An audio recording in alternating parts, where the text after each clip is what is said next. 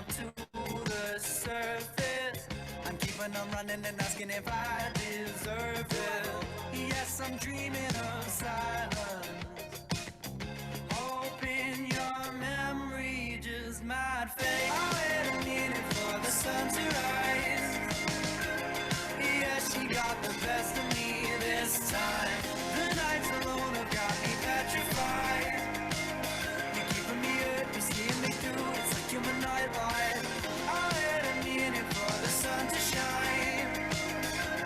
I guess she made the best of me this time.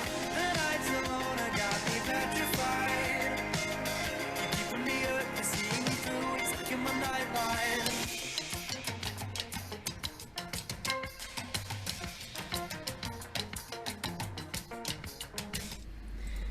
Good afternoon, everyone. Delighted to see so many of you with us this afternoon for a brilliant session on embedding youth voice into your organisations. I'm Siwan. I head up the Scaling Award at the Fair Education Alliance and also lead on youth engagement alongside our youth engagement manager, Becca. We'll both be supporting the session this afternoon. And we want to welcome you to what we hope is going to be a really exciting session with a great host of session leaders joining us. So a huge welcome to our co-leads for this session. We're really delighted to be joined by four incredible people to guide us through the session this afternoon.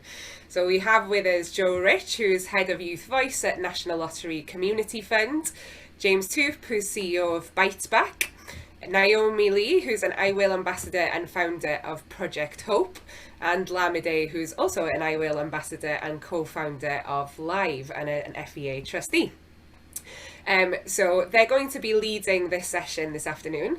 But before we get going, I wanted to give you a huge warm welcome to the Impact Festival, which is taking place until the 29th. So a whole kind of 4 days of more sessions that you can join and benefit from and join to meet others. So please do tweet about the event using hashtag Impact Festival and tagging @_the FEA. Now, before I hand over to our co-leads for the afternoon, I just wanted to give a brief introduction to the Fair Education Alliance and the 2 awards that are open for applications at the moment. Now, as most of you know, the Fair Education Alliance exists because we believe that no child's education success is limited by their socio-economic background. The FEA is a coalition of over 200 organisations across the business, education and charity sectors collectively working to make education fair in England. Now, in addition to our collective action and policy work, we also run 3 award programmes to nurture and scale impactful solutions to end educational inequality. Now, the Scaling Award is one of these, but we also have 2 award programmes that are currently open for applications until the 18th of May. So we really encourage you to consider applying. Both awards give £15,000 in salary contribution and 1 year of support to anyone who has an idea to make education fair. FEA members can apply for the Entrepreneurship Award to support innovation within an organisation, and all members of the public can apply for the Innovation Award, which is for early stage innovators to turn a great idea into a thriving initiative. You'll be able to hear more about the awards during the festival, and you can hear from the current portfolio of award winners as they share their experiences. Now, if you missed some of those sessions but wanted to catch up with them, all the recordings are available on our website, so do really encourage you to go and have a look. Now, I'm going to stop sharing my screen.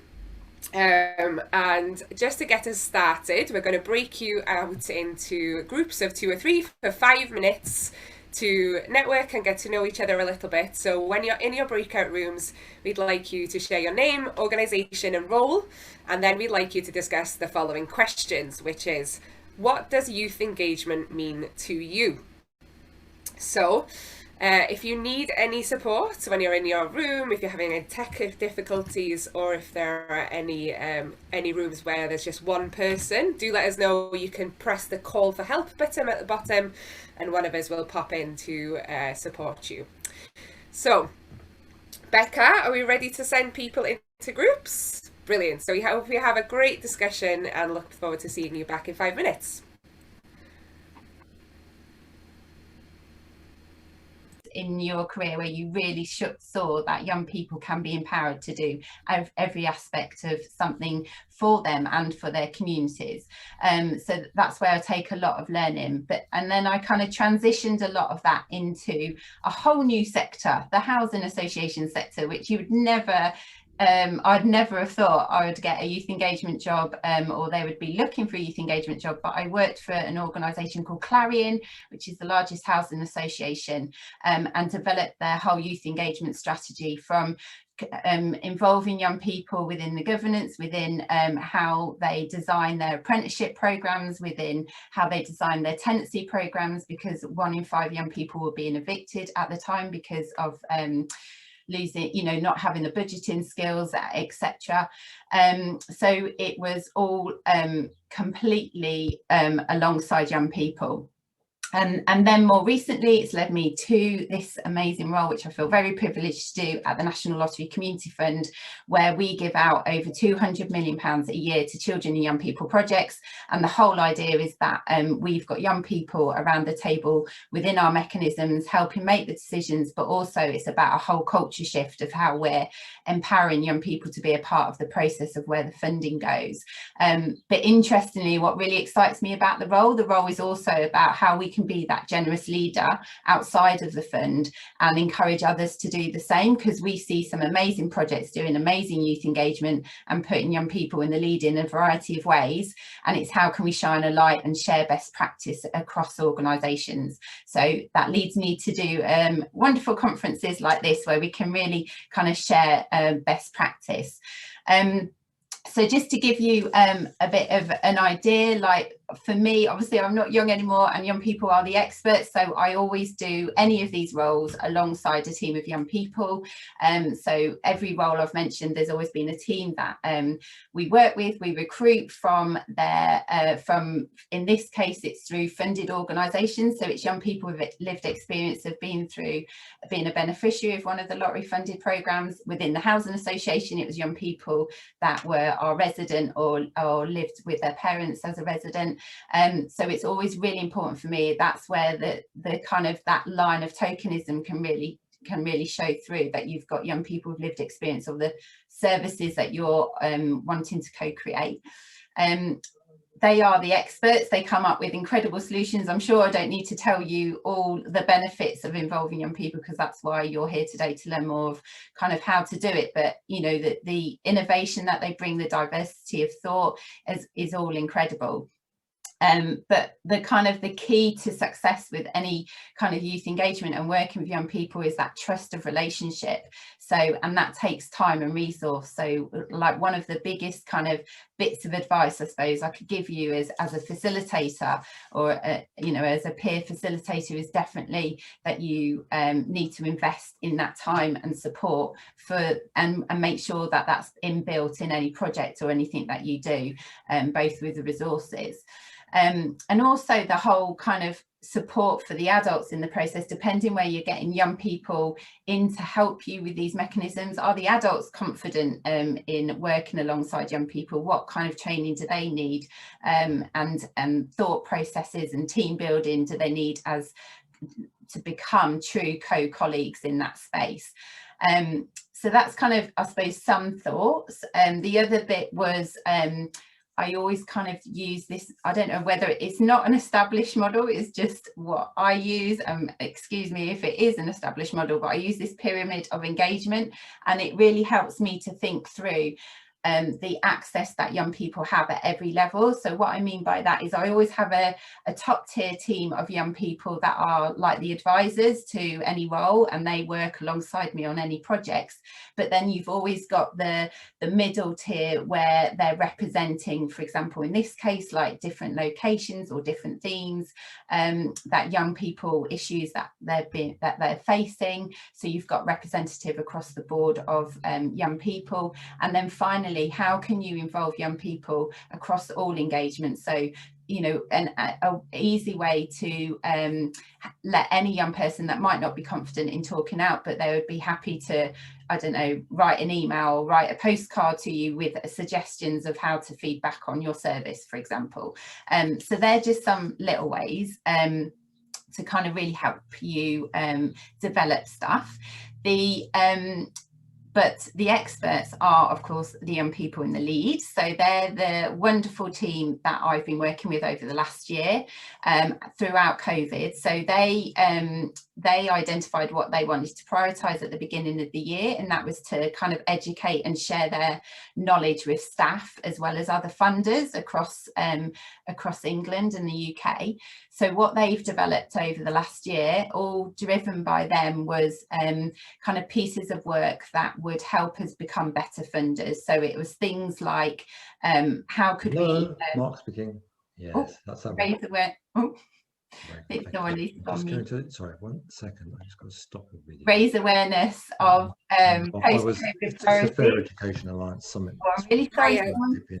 Sorry, someone is talking and they're not on mute. So can you just make sure that you're muted, please? Yeah, unless you're Joe.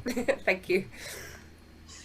I'm sure it was much more interesting conversation, but I will carry on. So yeah, they came up with the idea that they wanted to educate funders on, so not only the lottery, but they've done all this work for all funders, because I lead a collaboration of funders, the youth voice element. So anything that they were saying was educating other funders like Children in Need, Paul Hamlin, Esme, and it was all about what are the priorities post-COVID, what makes a good quality youth project, and the one that's relevant today is what is the importance of youth voice. And they came up with top 10 tips, which I'm going to share with you now. Through all of these like webinars and toolkits that they've created, they've reached new audiences for the fund, which is brilliant because it's new applications and new diverse kind of projects that are being kind of attracted to the fund, which is brilliant. They've spoken to over 1,000 delegates, so their impact has been incredible, and they've changed processes within the fund. So what we find is having young people around the table and young people helping be innovative within the fund. You know, we've actually improved a lot of the way we're working, and we're producing an impact report next month that I'm happy to share with you. And do follow me. I'll put my link on Twitter in the chat in a bit. But hopefully this will be helpful for you. This is their top 10 tips. So I don't usually use Zoom, I use Teams. So I'm just going to give this a go again. Oh, typically it's not showing. Oh no, hang on.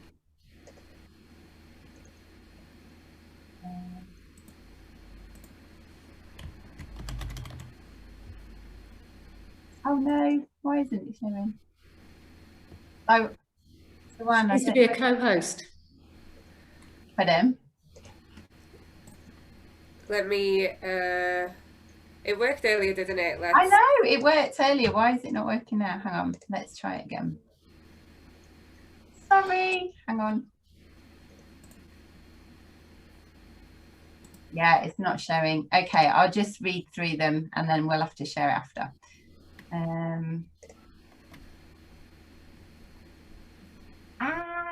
Sorry.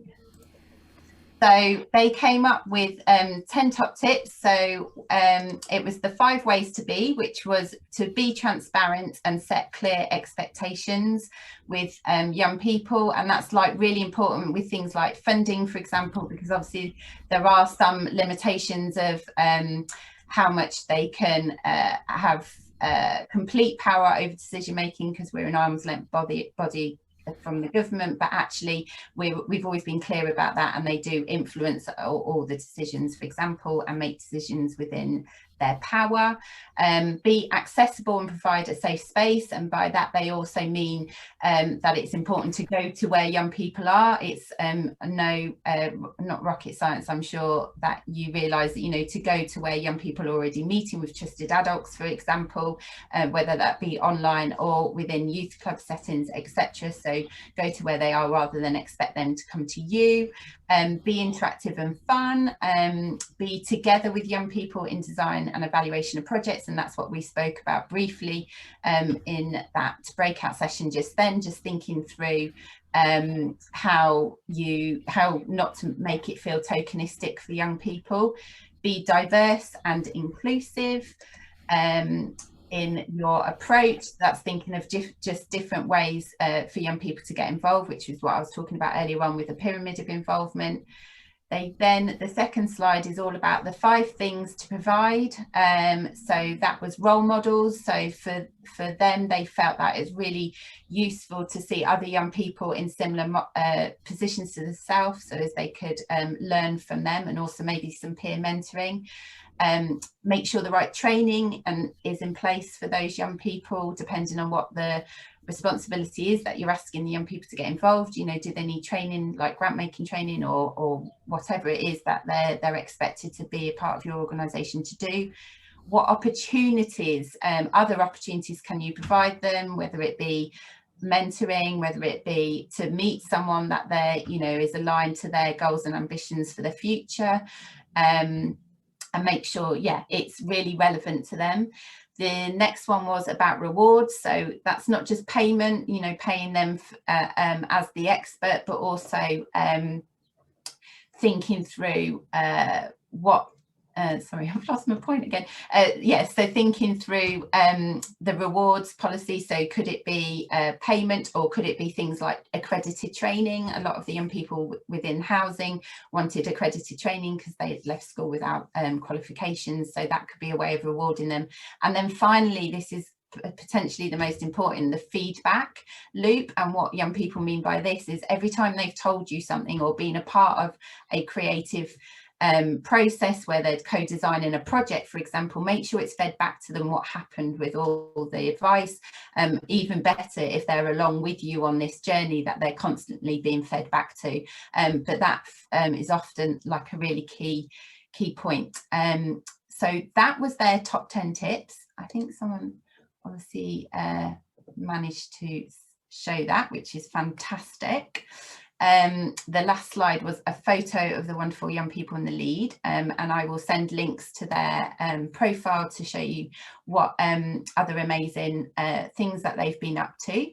But that is the session, and now I believe we're going to go into breakout rooms, unless there's any questions that anyone... There's a question in the chat. I think it was from Jill about primary. Jill, do you want to... Yeah, thanks. It was just to ask whether it's possible to engage primary age children as meaningfully, or is it better to find people slightly further down the line who might have gone through your experiences and work with them? Really good point. My experience has always been with old, so 11 to 25-year-olds. So all the programs that I've kind of co-designed has been with the older age group, because a lot of the time it's been about kind of increasing their employability, for example, etc. I would say there's always opportunity to engage with children. My own experience is of my own, which is very different. As you can imagine, they probably don't listen to me as well as if I went into school. So I haven't got the expertise probably to answer that. But judging from what I've seen other projects, especially social action projects, for example, with primary age school children, if it's done in the right way, you will still get the ability of, you know, what they want to see in programs and what they'd like to get out of it. But I must admit, my expertise, if you want to call it that way, is definitely with the older age range, I'm afraid.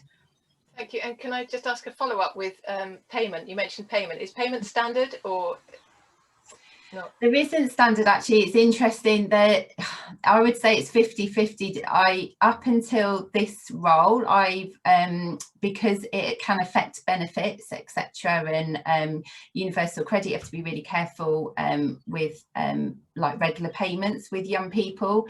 I've gone down the route of accredited training. Well, I've always asked the young people what they wanted, and what they wanted was accredited training. And then if there was an intense period, it was paid through vouchers, whereas the young people in the lead are paid. So that's the route we've taken down at the lottery. But yeah, it's very different depending on your organisation and whether you're able to set them up, for example, with wages, except, you know, there's quite a lot of tax implications depending on how much you're paying them. But if you ask around, it is very 50-50. It will depend on the young people's circumstances and the organisation's ability to follow through on whatever that you decide.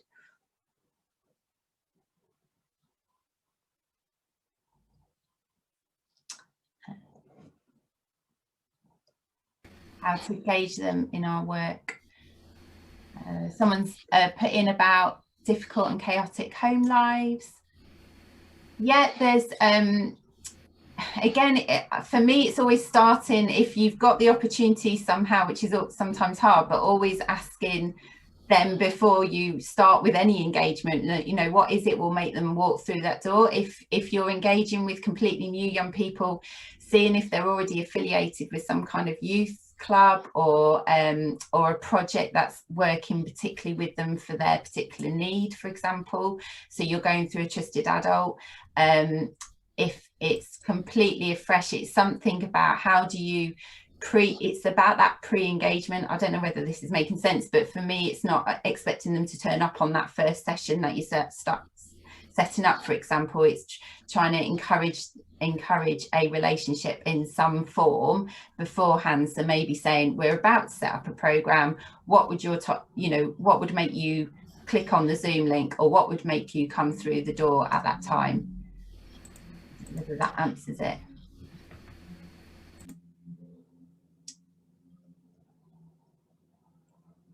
Any more questions?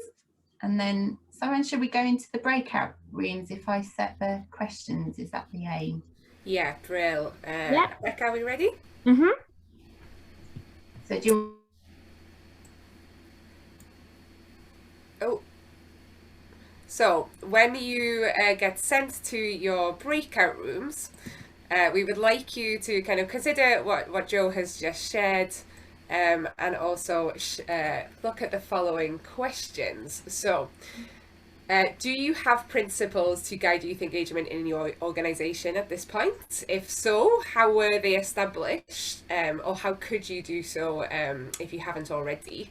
And do you have any that you would like to add to the list that Jo had that aren't on the community lotteries list? So we'll just post these in the chat. Thank you. And then we'll send you into a breakout room to discuss for 5 minutes. So we hope you have a great discussion.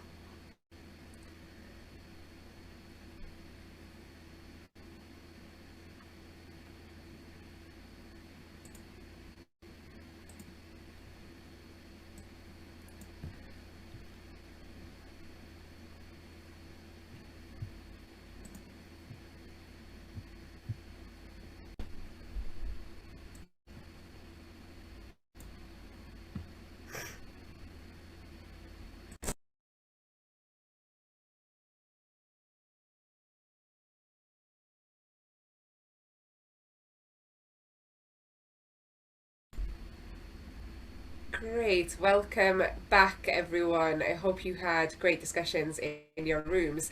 Does anyone, we know that it was 5 minutes, you'll have more time in breakout rooms later to pick up on those conversations, but does anyone want to share some of the things that you discussed in your room? Maybe we could come to room 10, so James's room, or Luke? Yep, I can jump in if that's okay. Hi everyone. Yeah, so I was just mentioning that we, as a organisation, we have got a set of charities that I guess we use to support our staff members, but our set of values to support our staff members, but we also embed that for supporting our students as well. It was touched on earlier about like a pyramid type, and I guess from our lower tier, so each of our centres have like a student council, so we create that, and that is a really good way to make sure that, well, everyone in our centre specifically is being heard, or at least giving them the space to be heard if they want to, which is good. And I guess towards the middle tier and top tier, we've got what we call a student advisory panel. So amongst all the students that we've worked with, we actually gave them an opportunity to apply to be part of a student advisory panel for our organisation, and then they, although it's only like 20 of the students out of all that we work with, they sort of provide the middle ground between the students that we work with as a whole, but also the staff that we like support them with. So I guess in a way we kind of use that pyramid table quite well.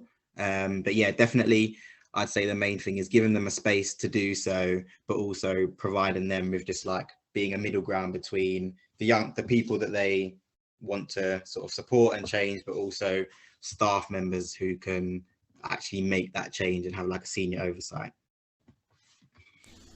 Amazing, thanks so much for sharing. What I'm going to do now is, because that leads us brilliantly on to our next speaker and what she's going to discuss. So I'm going to hand over now to Naomi, who's going to talk to us about her experience and also a scale of participation. Naomi, over to you. Thank you. So yeah, I'm Naomi. I'm an I Will ambassador, and I've been doing a lot of work around talking about social action and youth voice in a lot of different organisations and different settings, as well as leading my own youth-led organisation. So I thought I'd just kind of start with like a bit of kind of my social action journey and kind of where I started, how I got involved in kind of youth voice.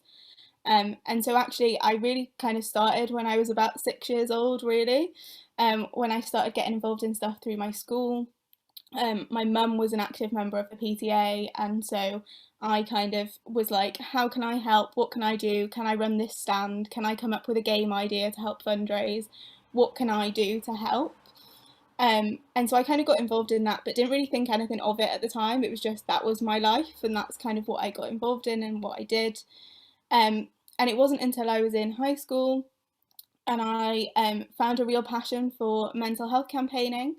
And I started doing workshops in my school around spotting the signs of mental health problems. But from that, kind of linked in with a lot of different organisations, where I was supporting their kind of campaigns, helping them design what things looked like, but also advising kind of their trustees on their boards.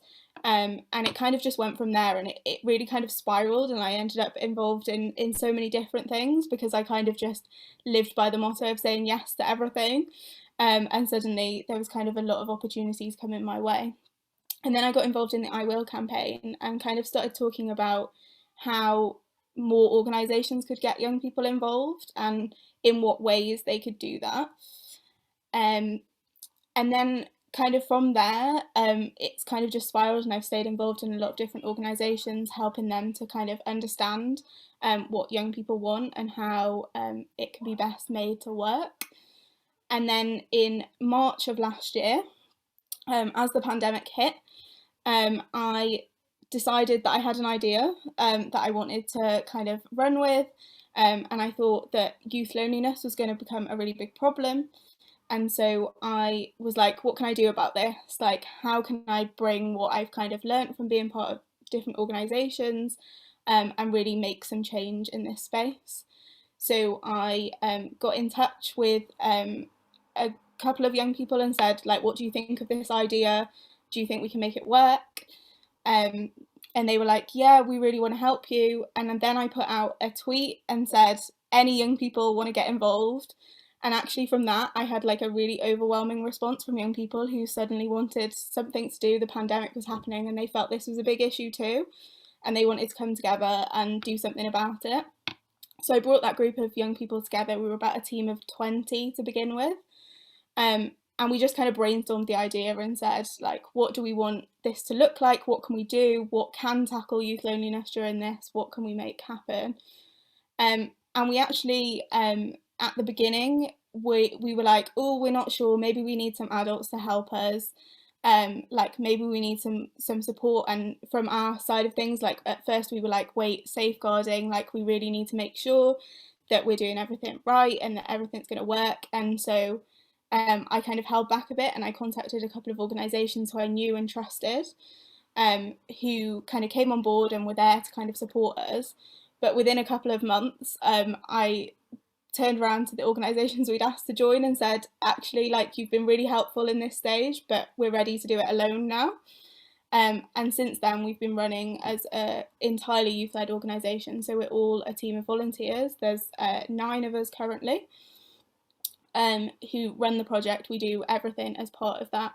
And so we run sessions for young people online, just to give them a space to connect and talk to each other. But from that, and the way that we've kind of grown Project Hope into what it is, We've been asked by lots of organisations to kind of say how we went about this, how we started this youth-led group, and what good practice looks like. And so in November of last year, we developed a scale, which I'm going to share now, of kind of what we think good youth engagement looks like and how you can kind of go on this journey. So I'm going to share that now. So hopefully you can see that. So this is kind of a scale that was designed within the team. So it was completely designed by young people on their experiences of what they've seen. And actually for me and my social action journey, I actually can see it as I've been along this journey myself. Like I started off at one end of the scale, and actually now I'm leading an entirely youth-led project. So with this scale, I kind of want you to think about, and maybe you can put it in the chat, where you think you are on this scale as I kind of go through it, and where you'd like to be, and also recognising that it doesn't matter where you are on this scale. You can be kind of right at youth consultation, or you can be at completely youth-led. It doesn't matter, as long as you're doing that right, and doing the activities well. So I'll just go through it now. So obviously you start with no young people. You're not involving young people in your work at all. You're not bothered by what they think about, and hopefully everybody in this room is not at that stage because you're attending this session, and so you're already starting to think about what that looks like. Then after that, you've got youth consultation. So this is kind of when you survey young people, or you ask them for their feedback, you ask them for their views, and you kind of just ask them for those views, and then you take them away and do whatever you need to do with them. But they're kind of not involved in an ongoing basis. Then you have youth participation. So participation is more of it, you're involving them on a more consistent basis. So this might be that you've got a campaign idea that you want to involve them in, you want them to help design and shape it. It might be that you want them to speak at an event and share their story. It might be that you want them to do some media work or share a case study. There's lots of different ways that kind of you can do that youth participation, but it's very much that they're kind of, you've got your leadership structure and then they're kind of below that, and you're involving them, but they don't have the decision-making power. And then it moves to collaboration. So this is where ideally young people are kind of equal stakeholders. So it might be quite literally that you have 50-50 adults, young people in a room, but it might be that you're just working with them to co-create a project or to design something, but they've also got that decision-making power at an equal level to everybody else. So you're really kind of meaningfully involving them. So an example kind of that I've been involved in is through the I Will campaign, where we've been kind of involved as collaborators, where quite often the meetings we attend, the aim is for them to be 50-50 young people and adults, and so we've kind of got that equal voice in the room. And then it moves to supported youth-led, and this is actually where Project Hope started. So supported youth-led is where you've got an organisation where it's adults are leading the organisation, but the young people's ideas are driving that change. They're just being supported in that process. And I think that can be a really good place for an organisation to be at, is to be in that supported youth-led space where young people are driving what they want, they're able to contribute their ideas and their thoughts, but they're not kind of, they don't have the complete decision-making power. They're still kind of collaborating with you to do that, but they're driving it forwards. And then completely youth-led, in our opinion, and this kind of distinction between supported youth-led and completely youth-led came about from a frustration within the team that actually it's really easy to say that you're youth-led, but actually what does that mean, and what does it mean to different people? And to us, completely youth-led means that there are no adults in that structure, that it is completely young people driving that change, that have come up with the idea, that are enacting the change, that are doing whatever they want to do. And the supported youth-led is kind of the step below that, but is still kind of at the same level.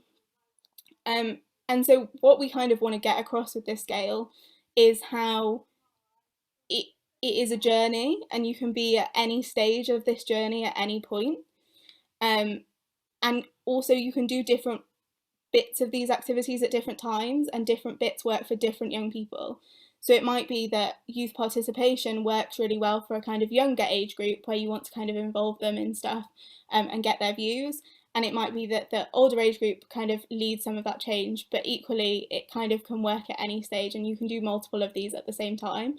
But it's a journey, and as long as you do it right at the right level and you tell young people actually what their role is, I think that's the most important thing, is that you're honest with young people that, like, actually this is the limits of the way that we can involve you, and that you're not over promising to young people that actually they can drive this change when realistically that isn't going to happen at this point.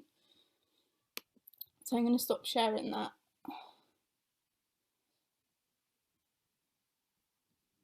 And I think that's, yeah, so that's our scale, and hopefully it will kind of give you a space to kind of think about it, think about where you're at and where you'd like to be, and kind of think about that journey and the journey that you can go on to improve involving young people in your work, whether it's at that youth consultation stage or youth participation, or whether actually you're aiming to be a youth-led organisation.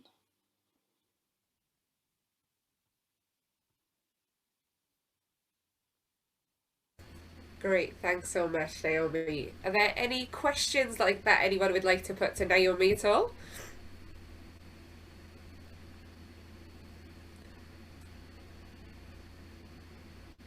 There are some great resources that have been shared in the chat as well, so do save those for later, just in terms of reference to Heart's Ladder, which is an old and trusted resource on an enhanced and bigger version of that, but also some other resources there as well.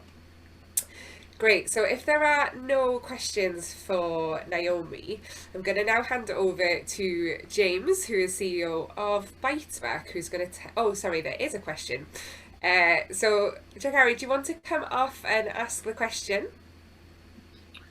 Yeah, can you provide an example of any projects or programs that are completely youth-led, so at the end of that scale that you were just talking through? I think off the top of my head, there's loads that are actually doing stuff, and actually they tend to be at a kind of more grassroots level, and so they kind of go unseen, so you don't necessarily, and so I'm not actually going to name any because I don't want to kind of miss people, but I think to give a context to it, there are a couple of education related ones who kind of, it's the young people that have come together and said, actually this is the problems we see in the system, and this is what we want to change, and actually they've just collectively come together and are driving that change, whether it's at their kind of local level or on a more kind of wider scale. But it's really hard to give kind of solid examples because of the way that it kind of works, and often the fact that they're not formally kind of recognised groups. Okay. They kind of go often under the radar, so I don't think I could give you kind of any specific examples, although I think Joe's just put one in the chat. Okay, thank you.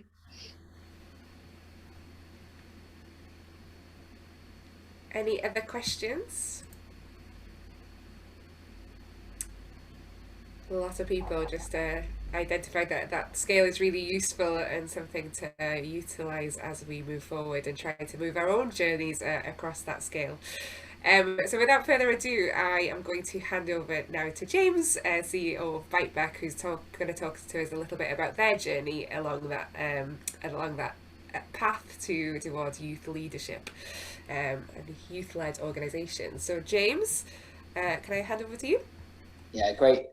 Thanks, Joanne, and thanks, Naomi. I thought, I've actually sort of based some of our examples because we're an organisation that would say that we're youth-led, or we talk about ourselves as being youth-led. But I'm very conscious that we're on a journey towards the right-hand side of that scale, and so I think it's something that everyone grapples with about sort of do you say that you're there or that you're working towards it, and I think. I'll say a bit about BiteBack 2030 and talk about our journey to date. We're relatively new, so we're kind of under 2 years old, and we had, I guess, when we started, we very much were coming off the back of I Will and all of the great work that's happened to really build and develop youth leadership in the space.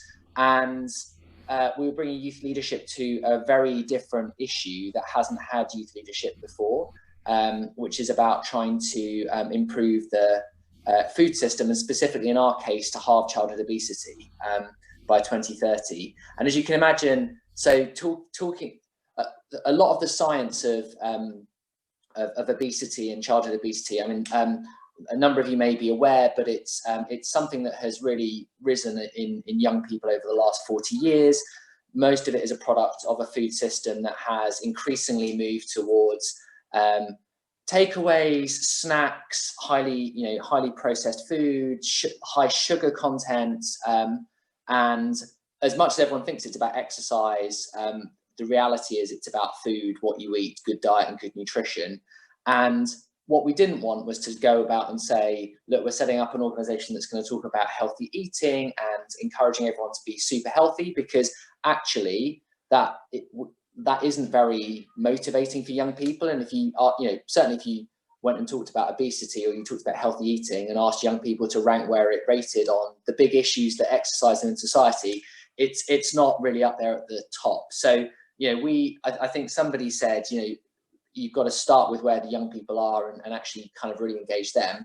We sort of came at it from a slightly different angle. So like our impact goals are to transform the food system, and our strategy for doing that is to empower and support young leaders to do that. So some of that, I guess, is like my background is in the education space, but has previously been in developing head teachers and middle leaders in schools that serve young people from disadvantaged backgrounds. So it's probably no surprise that I ended up coming up with a kind of youth leadership strategy. But really, we've worked really hard to try and be youth-led. But I sort of want to acknowledge up front that I think if you went and spoke to young people about the issue at the beginning, it would not be one that would naturally sort of like be very high up on young people's radars. If we just flip on to the next slides and so on. So we do talk about ourselves as a youth-led movement.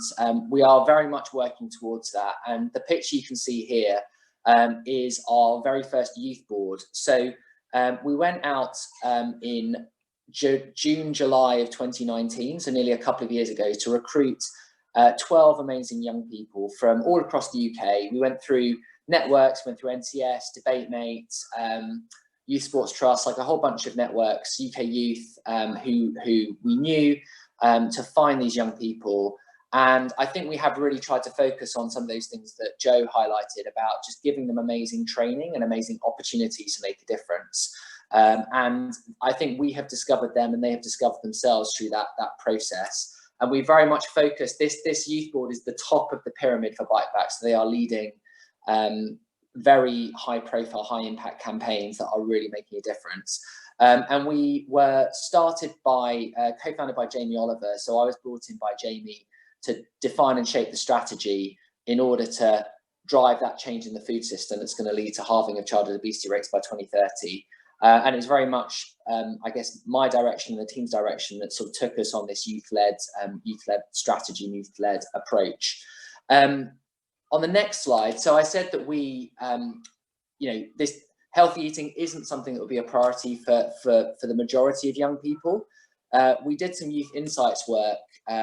We worked with an organisation called Liberty to help us figure out how we could engage young people in this topic, and we found there were 3 insights. So we were trying to, I guess we were trying to tap into the motivations of young people and find out what mattered to them.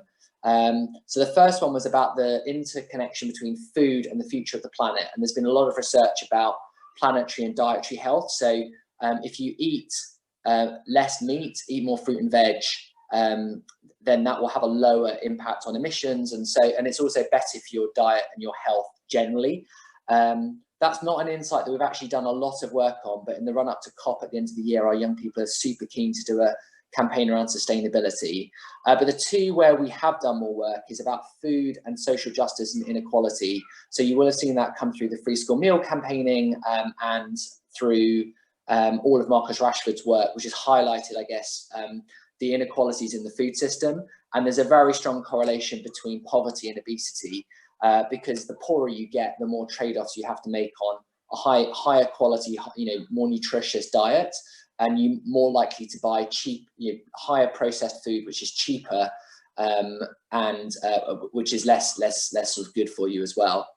And then the third insight that we found was that young people really, really cared about truth and honesty, and that's come through our campaigns around advertising. So we're currently in the middle of a campaign which is about restricting online advertising of junk food, which again we have found is our young people are bombarded by junk food.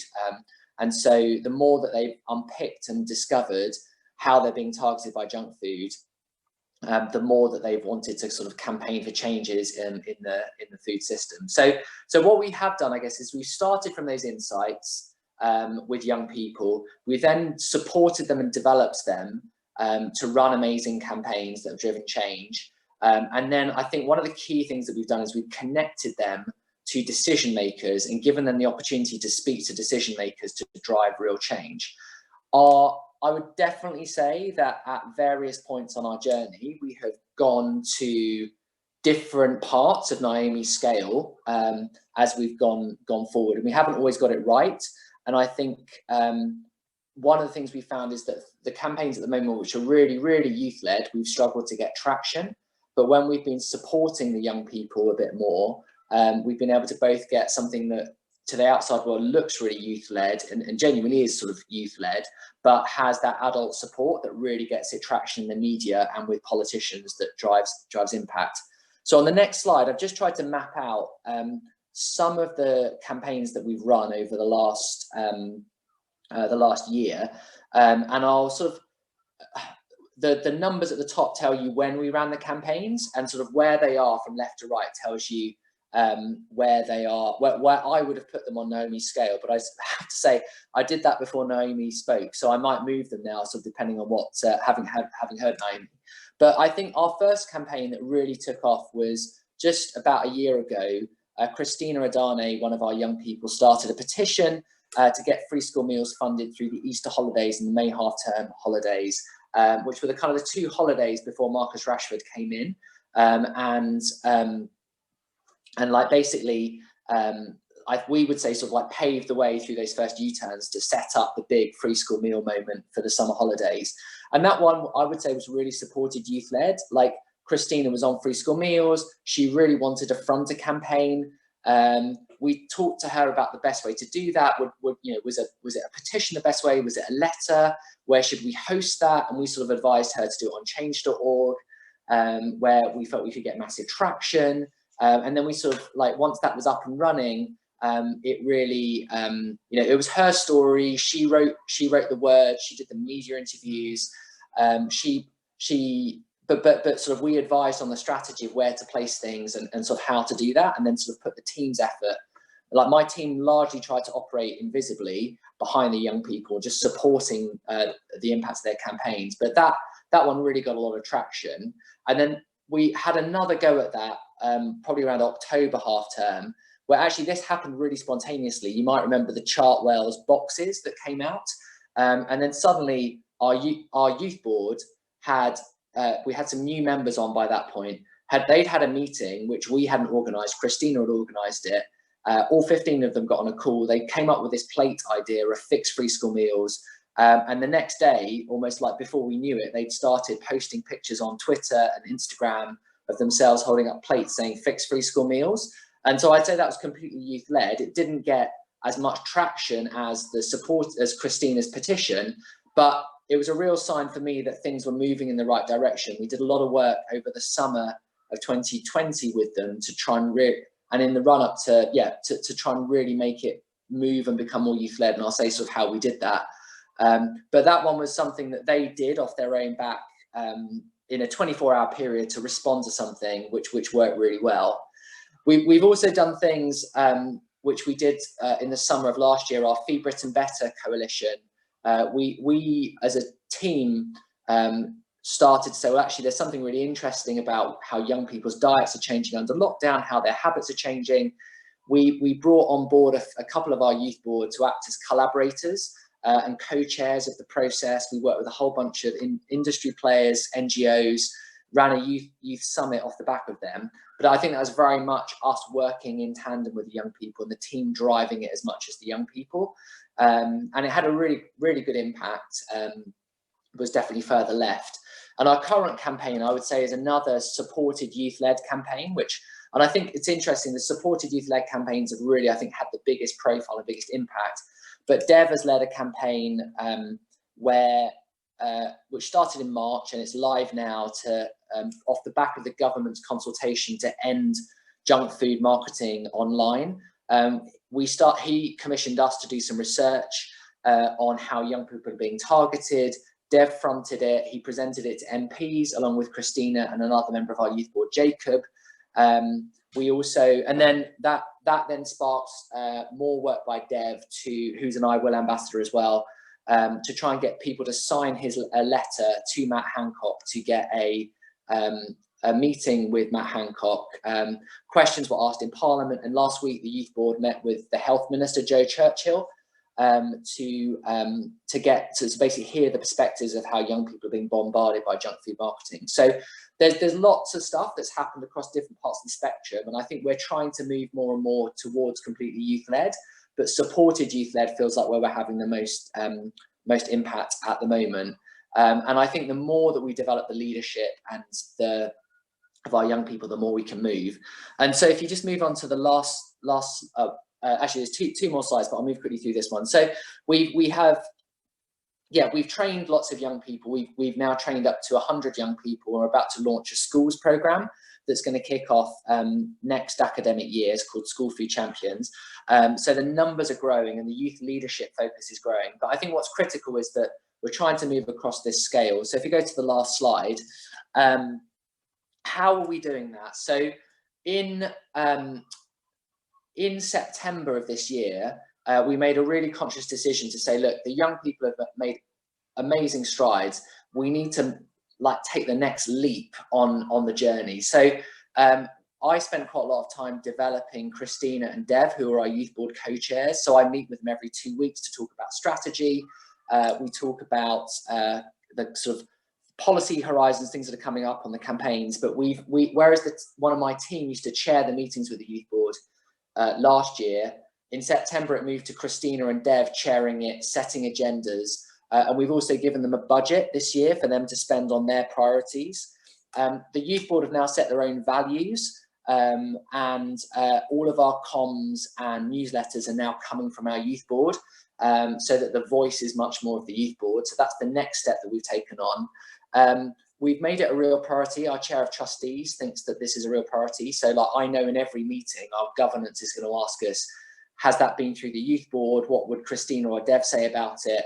And we are developing a decision-making framework now for how and when, which campaigns we might run, how youth-led they're going to be, that's going to help us. And we've brought on 3 of our youth board from 2019 who have sort of stepped off the youth board, have just become our first three youth trustees. So a quarter of our board are actually graduates of our youth leadership program, and are now kind of second year of university. So that's really kind of kept that youth focus. And Tasha, who was our last co-chair, sort of comes onto that and joins the youth board and the full board meetings. We've really started, on decision making, we've tried to be much clearer. So at the start of the year, the youth board set objectives for the organisation. We've now subdivided them into subgroups around those key priorities that link with members of the team. So there's much more regular dialogue. So Hannah, my colleagues on this call, she leads the schools work and our School Food Champions programme, and she works with 3 of our youth board who are co-creating and co-developing that programme with Hannah, and meet every couple of weeks to sort of work on the development of that. We've put in place a much more regular meeting cycle. So we have monthly full house meetings. As I said, I meet fortnightly with the co-chairs, and they have introduced their own socials as well to get to know each other better through lockdown. And then I sort of think that in that youth-led support, we've got dedicated members of the team now who hook up with different members of the youth board to really try and support and develop them. They get bespoke one-to-one support for media, as well, which has been really, really critical. And I guess what's next for us is that we're really trying to think, you know, as we get more and more young people starting to build through the pipeline of leadership, we're also thinking about what's next for those young leaders who have been through the youth board. So we're very much looking at whether there might be internships. We're looking at whether they become youth ambassadors for us sort of after leaving the youth board. And we're also looking at the pipeline coming into it as well. So regional youth boards as well, as we move through. But like for us, it's very much a journey, and it feels quite, you know, like we are making a lot of progress. Interestingly, sort of one final thing, which I sort of think quite interesting, our board said to us, one of the KPIs almost for this year should be how many times does the team and myself feel really uncomfortable and go out of our comfort zone to let the youth board make the key decision on things.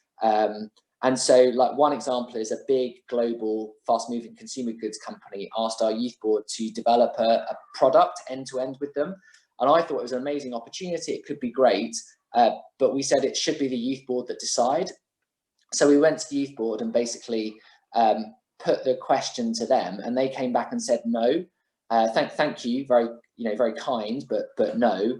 And they didn't want to be bought out by this big global company, and they wanted to keep their independence. And I just thought it was a great example of how they actually made the decision, and we did the back and forth communicating. And I basically just said, like, look, we're just going to have to let go here and let the young people make the decision. And it could have major implications for the organisation, whichever way it goes. But it feels right that as long as they're informed, that they can make the right decision. I sort of trust them to do it. And yeah, so that's a good example of how we did it. And so I've got my board meeting next week where I know I'm going to be asked how many times did we go out of our comfort zone to let them make decisions. And I think that's a really good sort of barometer for us about how we measure success. So that's a bit about our journey. Very happy to take questions if there's still time. I'm conscious I've gone a bit over, so apologies for that.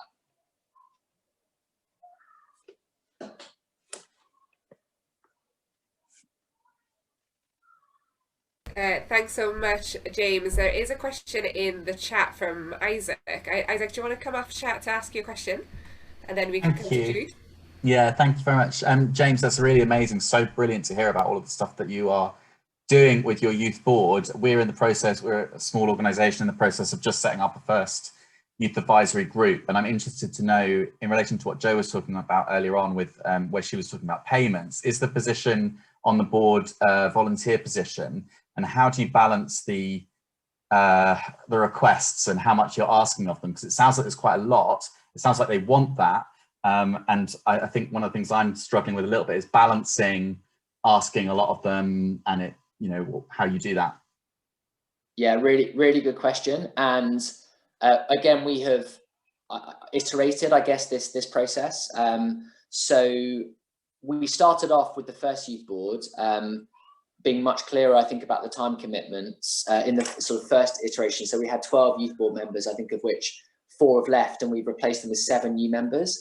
And we did initially pay them for their time where we knew there were kind of whole day things that we did, and we did it through vouchers and got some sort of guidance about the best way to do that. And then when we brought on our second group of youth board, we found that actually the number of projects and ad hoc requests and various, you know, it was going to be so hard to keep track of all the different time, and they were wanting to take on more and more things. And I sort of worried that it was going to start to become something where there was so much going on that people would volunteer for things and say yes for things just to get more vouchers. And I never wanted it to become something, I wanted it to be about the opportunity.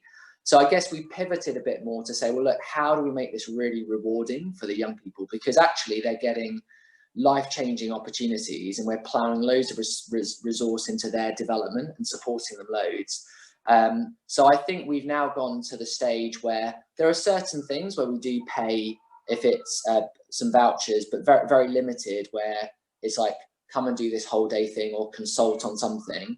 But generally the work that we're doing, which is, you know, evenings and our conversation here, or sort of inputting into things or speaking at events, we've tried to say, actually, let's make this one of the best development opportunities you're going to get, and, you know, support your training and development to do that. And I think we'll just have to keep monitoring it. I think it works with that that sort of top tier of the pyramid. as we start to add more tiers below, I think we'll also need to kind of just keep reflecting on it and how much we're asking. But we do, and we do have to say,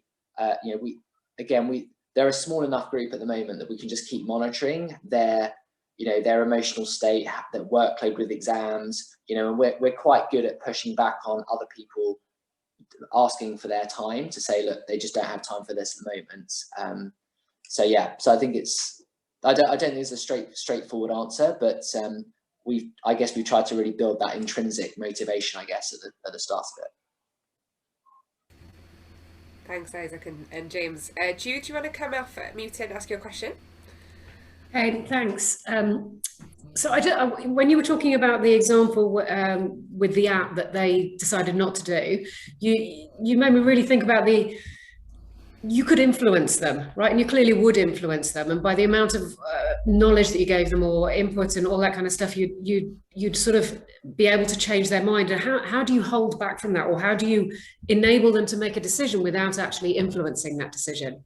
Because otherwise, I mean, I know that from my own board, right? Like actually sometimes it's kind of like, I'm telling you what to say, but you can't do that, but they're adults, so they'll still do the things. Whereas younger people maybe don't have the experience of kind of thinking it all through. So you've got to give them loads, but then aren't you just taking them down an avenue? So how real is that decision making?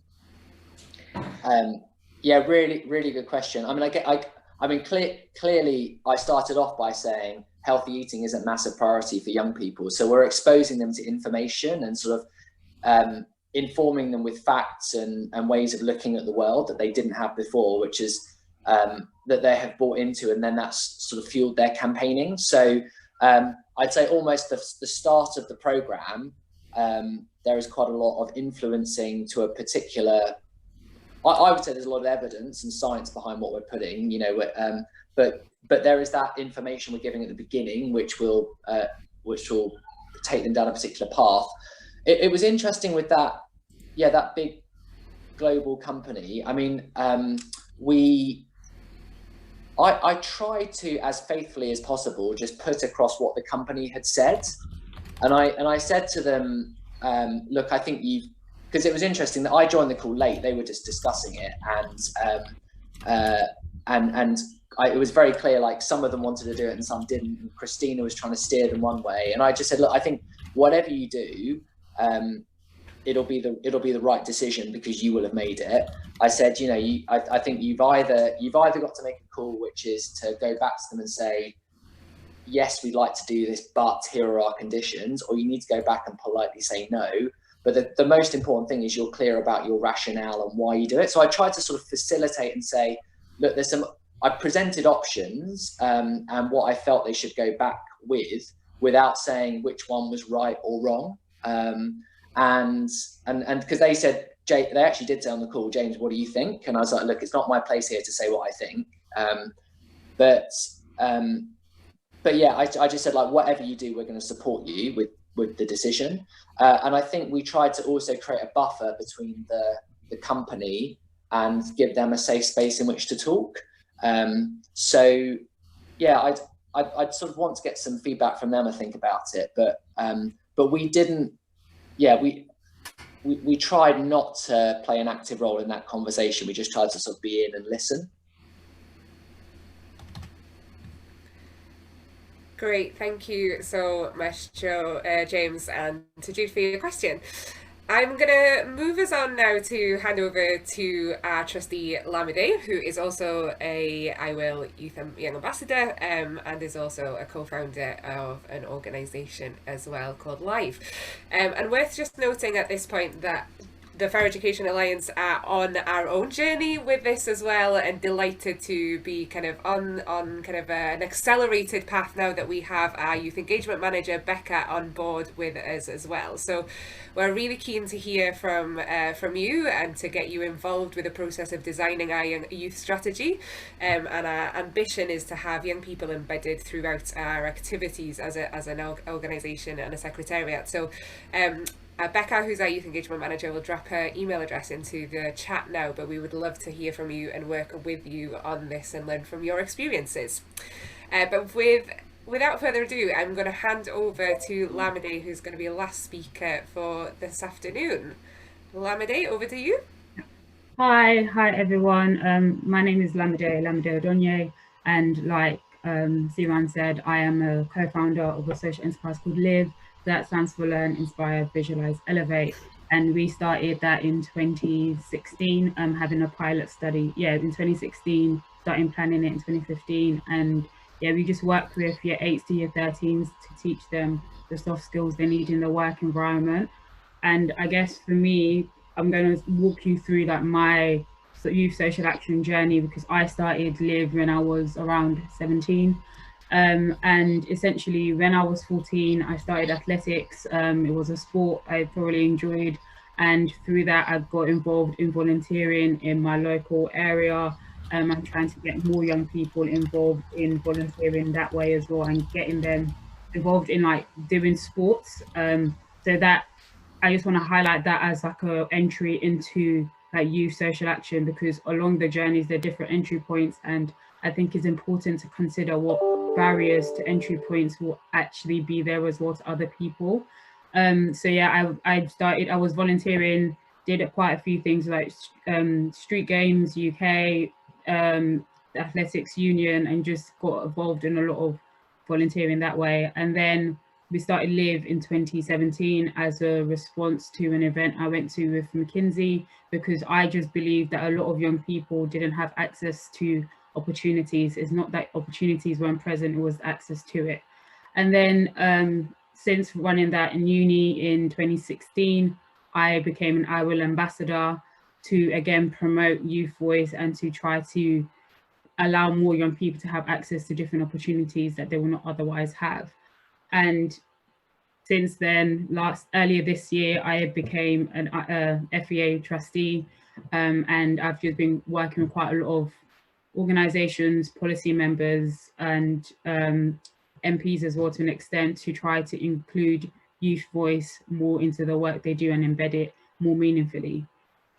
And what I'm trying to say here as well is that everybody is fighting for young people's time. So with what has been spoken about today, they've provided a lot of information on how to get them involved meaningfully, but I'm going to provide it like, why should a young person actually want to get involved in your organization in the first place? So I think the why is very important to consider. Like, okay, you want me to be involved as a youth member or as an advisory board, but why should I want to get involved in your organization in comparison to someone else's? So thinking about why is essential, and you have to be able and willing to sell it to young people, because they don't not that they don't owe you anything, but they don't. So you actually have to make sure that it is meaningful for them and they are able to get something out of it, whether it's monetarily or whether it's something they can put on their CV. And you also need to ensure that they receive the support that will allow them to thrive with it as well. So I'm trying to be very conscious of time, but I really want to do this activity, so I'm going to do it. So essentially, anybody can put themselves on the spot, but you have like a minute to think about it and then 30 seconds to pitch it. So you need to pitch your organization to me as a young person of why I should get involved in your organization and be like on your youth board per se. So any brave volunteers before I pick on someone?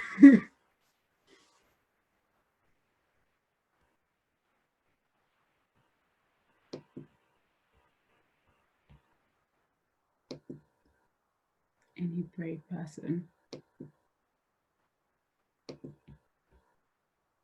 Okay, so I'm going to be mean and pick on Isaac because you're on my screen. I hope that's okay. So yes, just over to you. Pitch first give to me as a young person. Oh man, it sucks, doesn't it? This is so hard because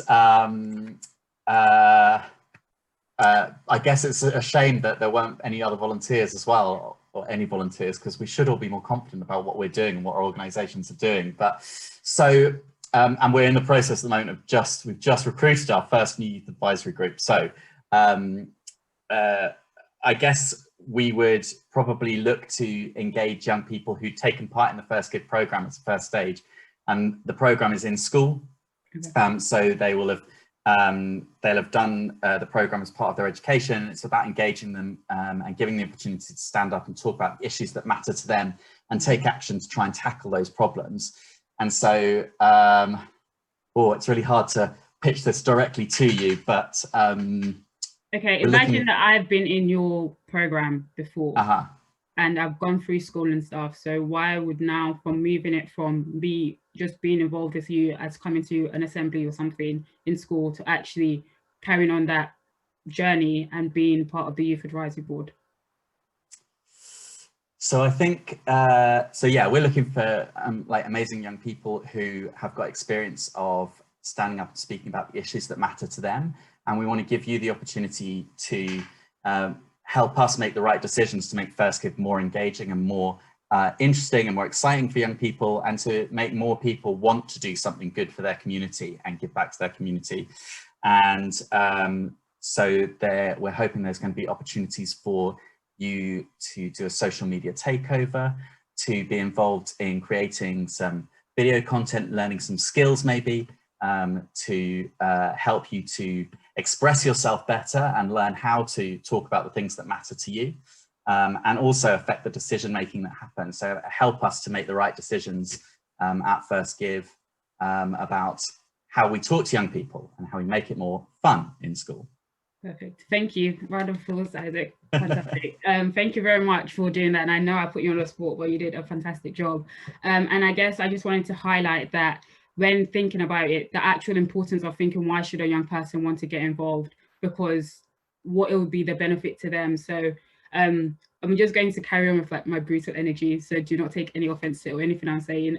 But in terms of, let's say, speaking about like a social media takeover or doing videos and stuff, maybe consider like, how would that be more work for a young person? So actually thinking about what can they get out of it rather than how can they help you? So putting a young person in the center of the work to show that they are actually the main beneficiaries of this, of being involved in it. So for me, being involved in a lot of youth social action stuff is, again, I'm passionate about it, but I knew I can put this on my CV. I knew that when it comes to time to getting a job and stuff, I have people that I can contact and I know they can help me, if it's preparing for an interview, if it's actually using them as references. So thinking about how you center a young person in what you're doing, so it's not as if it's just symbiotic and it's mutually beneficial for both parties.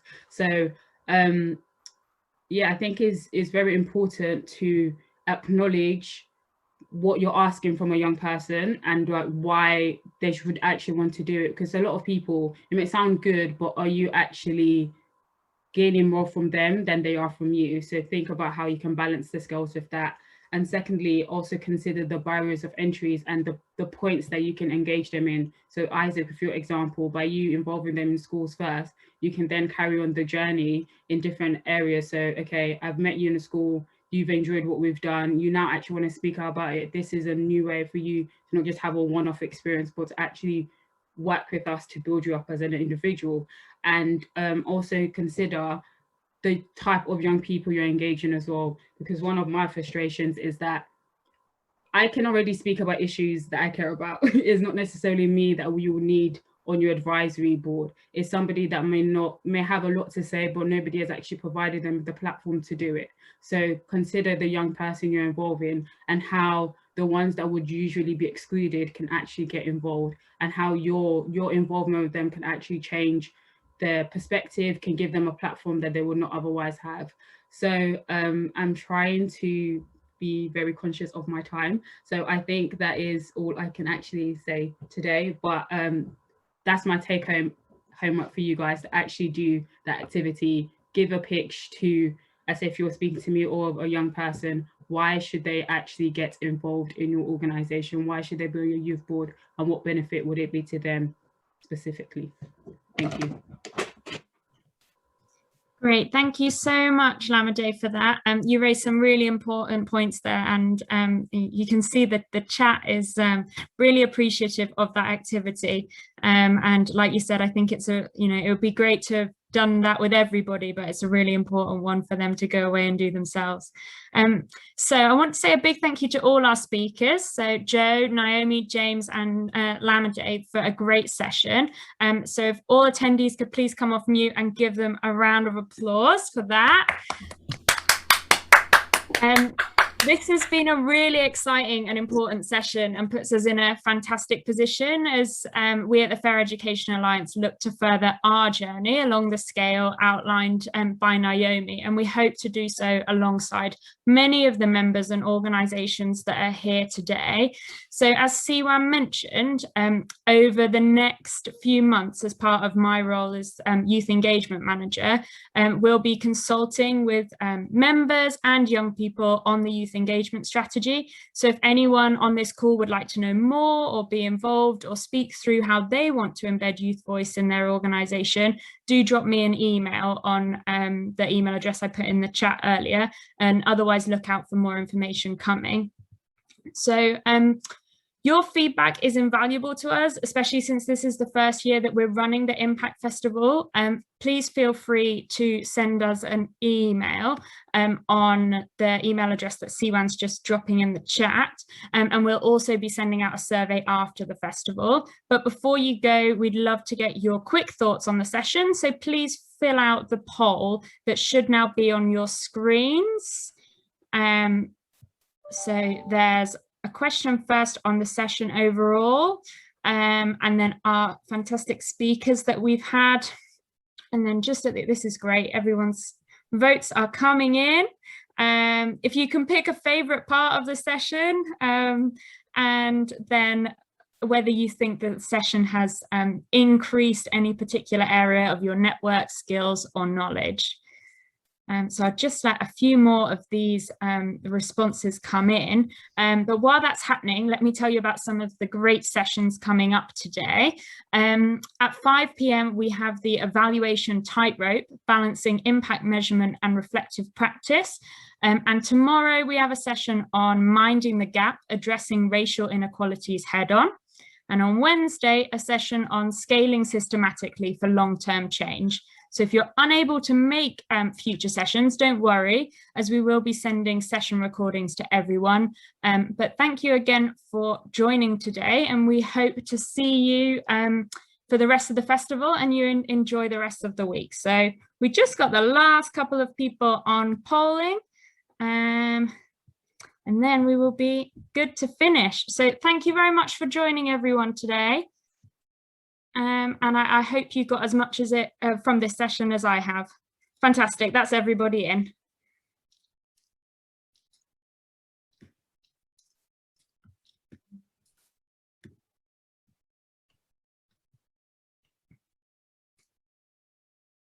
Thank you, everyone. I hope you have a good rest of your day and enjoy your afternoons.